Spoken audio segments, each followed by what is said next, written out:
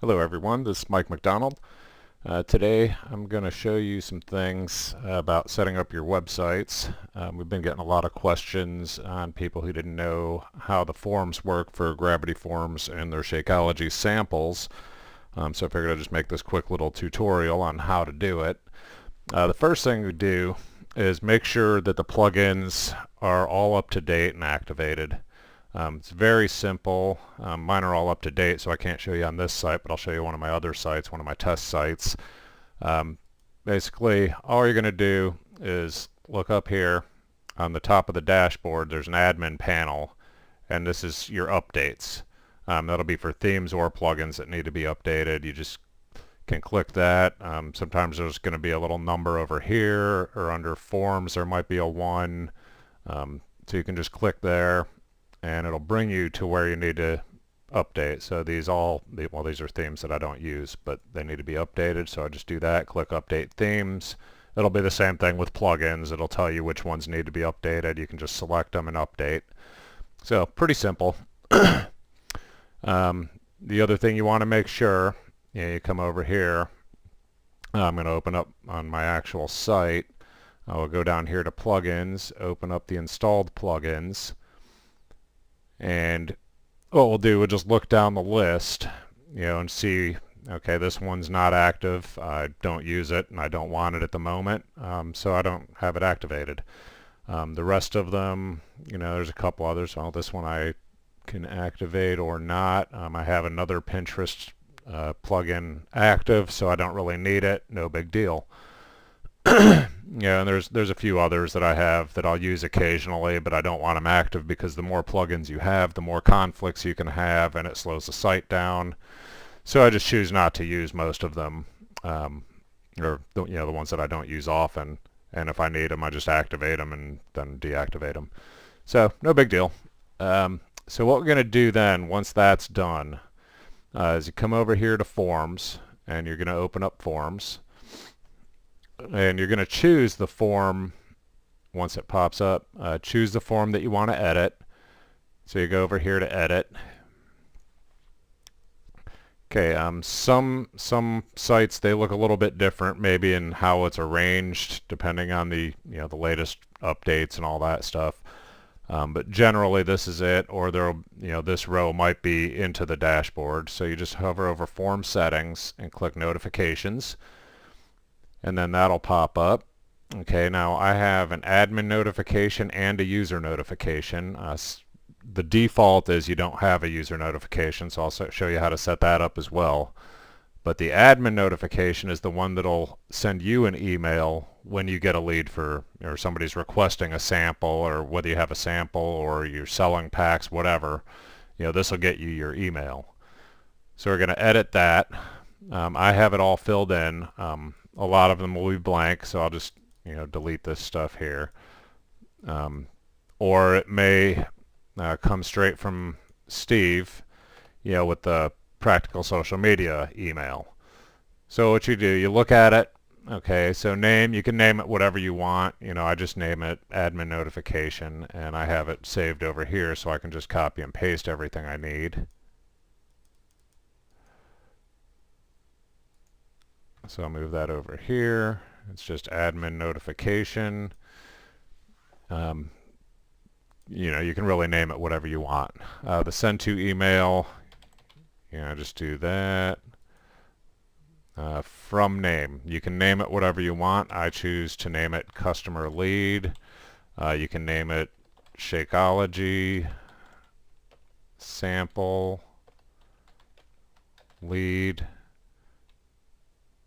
Whatever you want. It's coming to you, so it's just to let you know what the form is. You're also going to, put in your email here.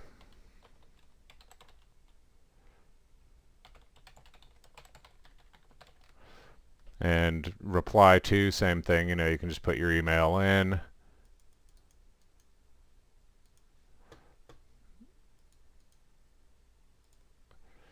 And if you want it to go to an alternate email address, you can blind carbon copy, and that'll send it to a backup, just to make sure that you're getting the notifications. I use this a lot for testing as well. if I'm going into somebody else's site and, seeing if their form isn't working for a specific reason, I'll BCC myself, so I'll also get a copy of it just for a test email. Obviously, I wouldn't leave that there because then I'd get every notification they get, but, for testing purposes, it works great, or for a backup. So I'll, put one of my alternate email addresses here for one of my other websites. And you can also, in the subject line, this will tell you where the lead's coming from. So what I'll do is I'll just paste this. I have it copied, saved on another place. Paste that. So I got my Shakeology lead from is the subject line, so I'll always know what that Shakeology lead is, and then it'll give name name there. There's also a drop down over, let me scroll up here. There's a drop down here where you can pick different merge tags to install there, and you'll know where it's from. Name is pretty much easy enough, it's only your notification, nobody else will see it, so it's not a big deal. That's pretty much it, and then you come down, you click update notification, save it, and then what I always do when I do one of these is I'll go to the form itself, request a free Shakeology sample for myself, and just make sure the email is getting through, and that takes care of that. So now we can come back over here to notifications again, and what we're going to do is I'll just edit this just to open it up and show you what it looks like. Name user notification. This is the notification that's going to go to the person requesting the sample, and basically all it does is says we've got your request. You can put whatever you'd like in there. I don't know what the standard is here down in this area. I just wrote a little note just to make it a little more personal. But here, you're going to send to field, you select a field you want checked, and you can choose whatever field you want, email, or you can enter the email. I just do it this way because it's easy. From name, you put whatever, your business name, your personal name, however you want it.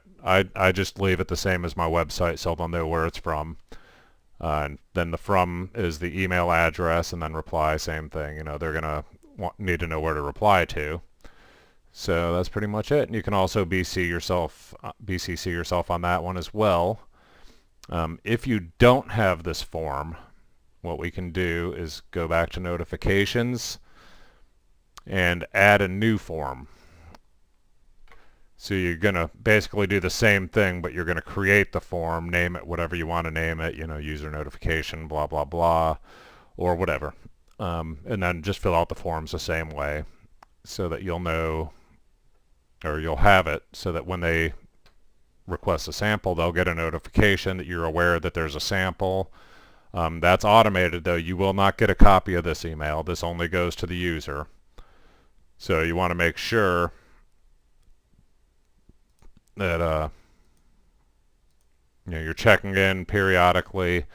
You can come back to forms, choose your form, and then look up entries, and that'll show any entries that are in your form. So, that's just it's a backup to show you where everything is, who's requested samples, and, what their goals are, if that's a question you put into your form.